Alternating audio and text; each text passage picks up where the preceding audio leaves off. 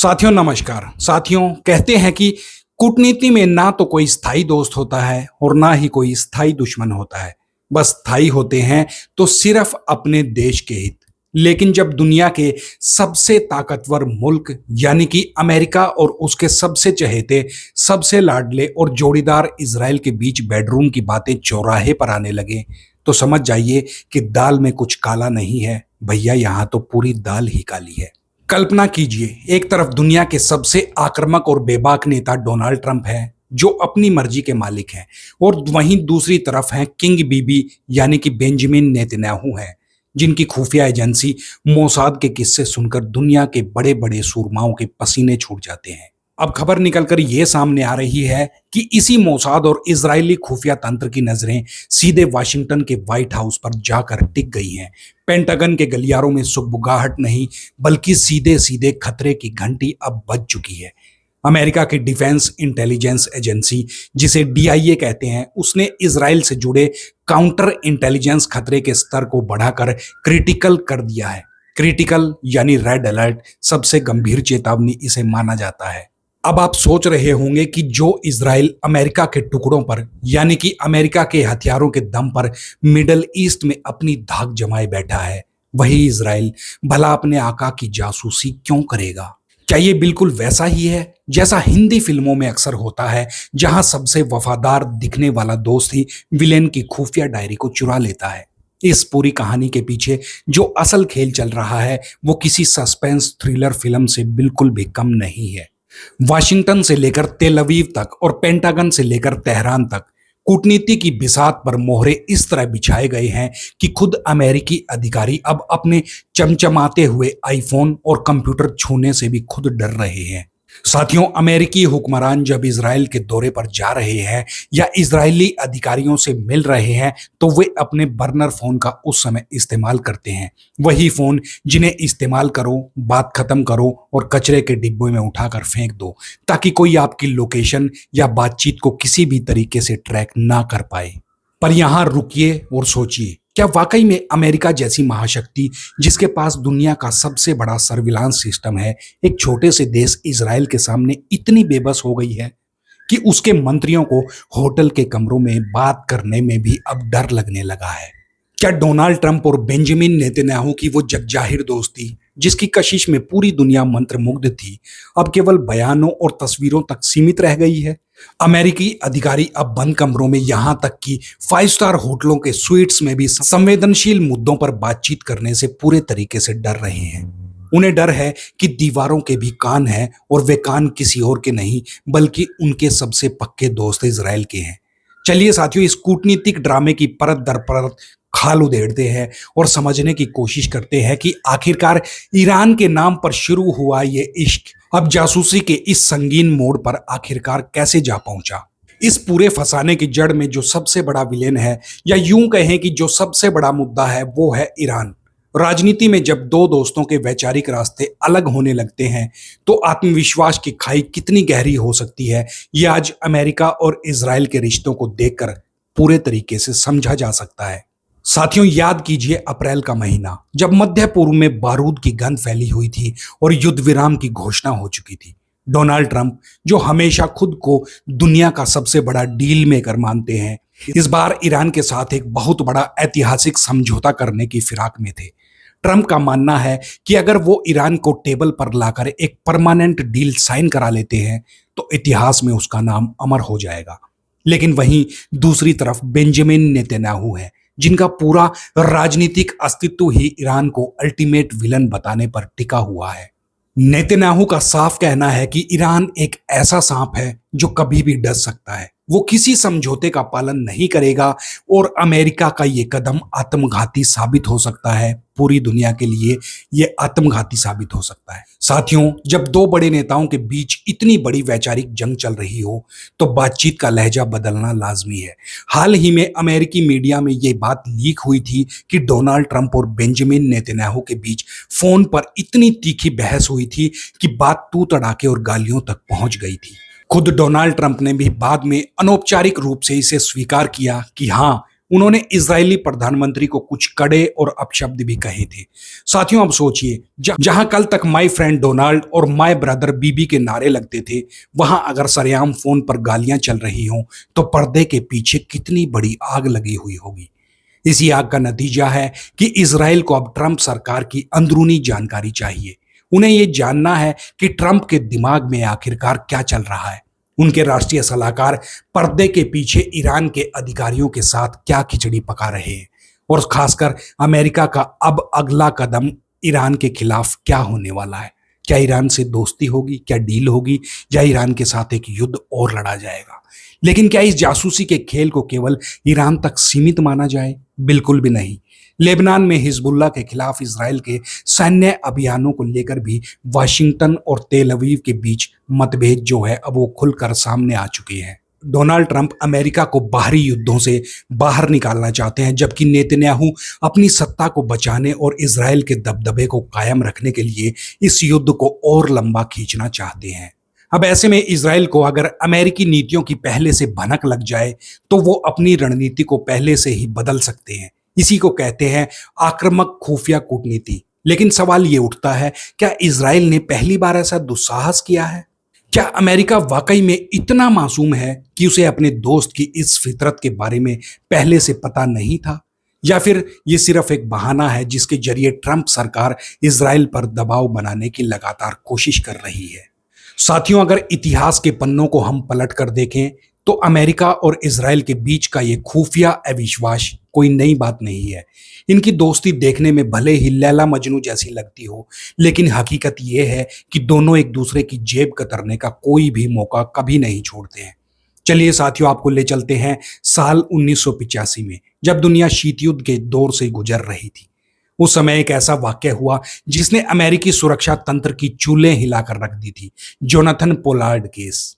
Jonathan Pollard कोई आम आदमी नहीं था। वो अमेरिकी नौसेना की खुफिया एजेंसी यानी नेवल इंटेलिजेंस में एक बेहद संवेदनशील पद पर वहां तैनात था। उसने अमेरिका के हजारों अत्यंत गोपनीय दस्तावेज जो मध्य पूर्व और सैटेलाइट इमेजरी से जुड़े थे, उन्हें सीधे इजराइल के हवाले कर दिया था।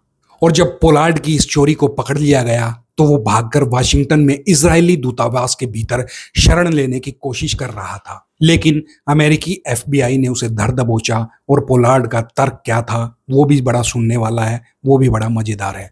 उसने कहा कि वो सिर्फ अपने दोस्त इजराइल की मदद कर रहा था क्योंकि अमेरिका कुछ जरूरी जानकारियां इजराइल से छुपा रहा था। लेकिन अमेरिकी कानून के लिए जासूसी तो जासूसी थी। साल 1987 में अमेरिकी अदालत ने पोलार्ड को उम्र कैद की सजा सुनाई, और इस घटना ने दोनों देशों के रिश्तों में वो कड़वाहट पैदा कर दी जो दशकों तक नहीं मिट पाई थी। करीब 30 साल जेल की सलाखों के पीछे काटने के बाद जब 2015 में पोलार्ड रिहा हुआ तो 2020 में इजराइल वो जा पहुंचा। तो बेंजामिन नेतन्याहू ने खुद हवाई अड्डे पर जाकर उसका स्वागत किया और राष्ट्रीय नायक की तरह उसके साथ बर्ताव किया गया।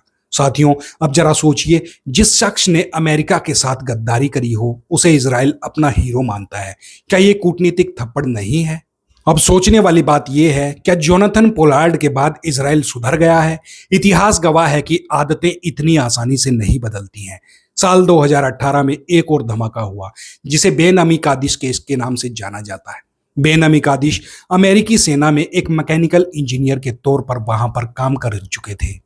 उन पर आरोप लगा था कि उन्होंने 1980 के दशक में अमेरिका की मिसाइल रक्षा प्रणाली यानी कि पैट्रियट मिसाइल की तकनीकी दस्तावेज, लड़ाकू विमानों के डिजाइन और यहां तक कि अमेरिका के परमाणु हथियारों से जुड़ी बेहद गुप्त जानकारियां इजराइल को सप्लाई करी थी।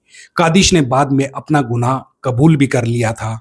हालांकि उनकी बूढ़ी उम्र को देखते हुए उन्हें जेल में नहीं भेजा गया, लेकिन इस मामले ने अमेरिका के रक्षा विभाग को यह सोचने पर मजबूर कर दिया कि इजराइल उनके सिस्टम के भीतर कितनी गहराई तक पैठ बना चुका है। क्या आपको नहीं लगता कि जब एक दोस्त आपके घर के लॉकर की चाबी चुराने लगे तो उस दोस्ती की मियाद खत्म मान लेनी चाहिए? और अभी कल की ही तो बात है, ज्यादा दूर क्यों जाना। साल 2019 में स्टिंगरे जासूसी विवाद को कौन भूल सकता है। डोनाल्ड ट्रंप का पहला कार्यकाल चल रहा था और अचानक वाशिंगटन के सबसे संवेदनशील इलाके जैसे व्हाइट हाउस और अन्य सरकारी अदालतों में, सरकारी इमारतों में और उनके आसपास कुछ अजीबोगरीब संदिग्ध उपकरण वहां पर पाए गए थे। इन्हें तकनीकी भाषा में स्टिंगरे या IMSI कैचर कहा जाता है। ये असल में नकली मोबाइल टावर होते हैं। जैसे ही कोई व्यक्ति अपने फोन के साथ इनके दायरे में आता है, ये डिवाइस उस फोन की सारी बातचीत, मैसेज और डेटा चुपचाप से चुरा लेती हैं। अमेरिकी जांच एजेंसियों ने जब इसकी गहराई से तफ्तीश करी तो सारे सुराग तेल अवीव की तरफ इशारा कर रहे थे। शक की सुई सीधे इजराइल पर जाकर टिक गई थी। वो राष्ट्रपति डोनाल्ड ट्रंप और उनके सबसे करीबी सलाहकारों के मोबाइल की बातचीत को भी उसने टैप किया था और उसने पकड़ा था। हालांकि कूटनीतिक मर्यादाओं के चलते अमेरिकी सरकार ने कभी भी सार्वजनिक रूप से इजराइल का नाम लेकर उसे दोषी नहीं ठहराया और इजराइल ने भी हमेशा की तरह ही हाथ खड़े कर दिए थे कि भैया हम तो शरीफ है, हम अपने दोस्त की जासूसी कभी भी नहीं कराते हैं। लेकिन साथियों, एक सवाल है, क्या वाकई में दुनिया इतनी नासमझ है कि वो इस स्टिंगरे के पीछे के असली चेहरे को ना पहचान सके? आज जब फिर से पेंटागन के भीतर हलचल मची हुई है तो ये साफ हो चुका है, पुरानी आदतें इजराइल की बिल्कुल भी नहीं बदली हैं।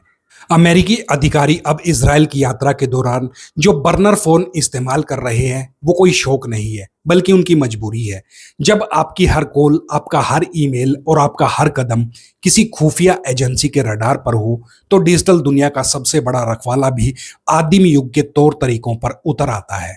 साथियों, अब जरा इस पूरे मामले को राजनीतिक और वैचारिक चश्मे से देखने की कोशिश कीजिए। अमेरिका के भीतर इस समय 3 अलग अलग धड़े इस पूरी घटना को अपनी अपनी सहूलियत के अनुसार देख रहे हैं।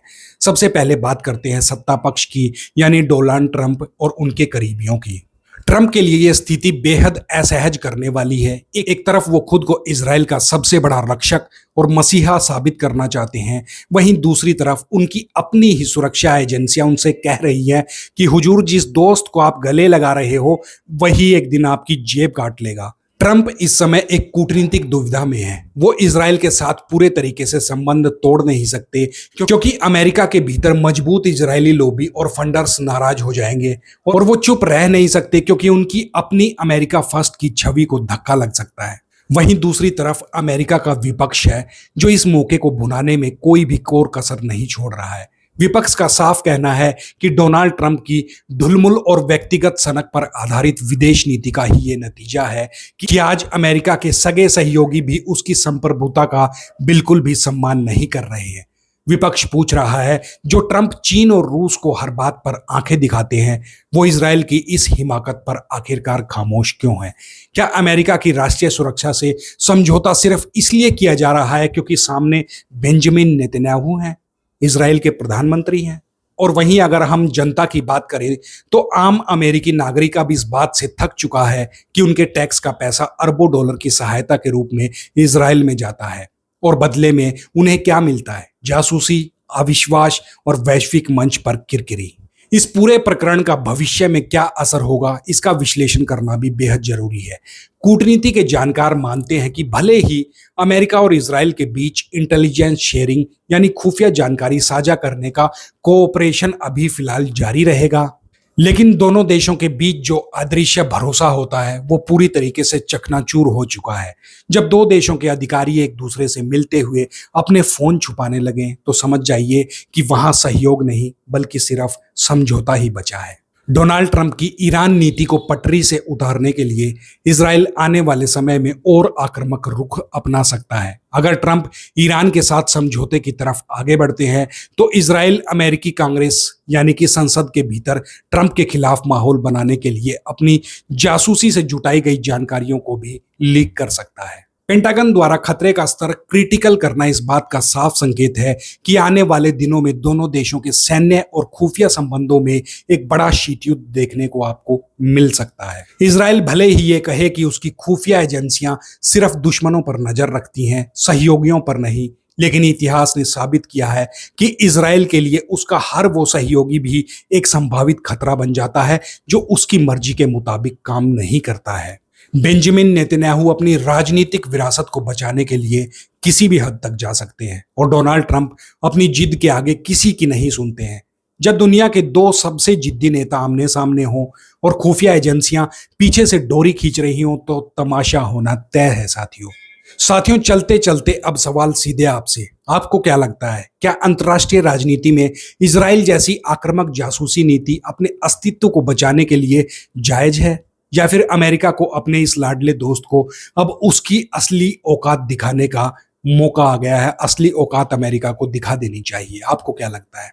क्या डोनाल्ड ट्रंप इस जासूसी के जाल से खुद को और अपनी सरकार को बचा पाएंगे, या फिर बेंजामिन नेतन्याहू की खुफिया चालें ट्रंप की ईरान की डील को मटियामेट कर देगी, पूरे तरीके से मिट्टी में मिला देगी? अपनी राय और अपने कमेंट और अपने विचार, अपना राजनीतिक विश्लेषण नीचे कमेंट बॉक्स में आप जरूर साझा कीजिए। इस कूटनीतिक महासंग्राम पर हमारी नजर बनी रहेगी। आप सब भी हमारे साथ बने रहिएगा। अपना ख्याल रखिएगा। जो साथी नए हैं वो कृपया चैनल को सब्सक्राइब जरूर करना, वीडियो को लाइक करना, और अपने ऐसे जो मतलब जियो पॉलिटिक्स का मतलब शौक रखते हो उनके साथ इस वीडियो को शेयर भी करना। मिलते हैं साथियों अगली वीडियो में, तब तक अपना ख्याल रखिएगा।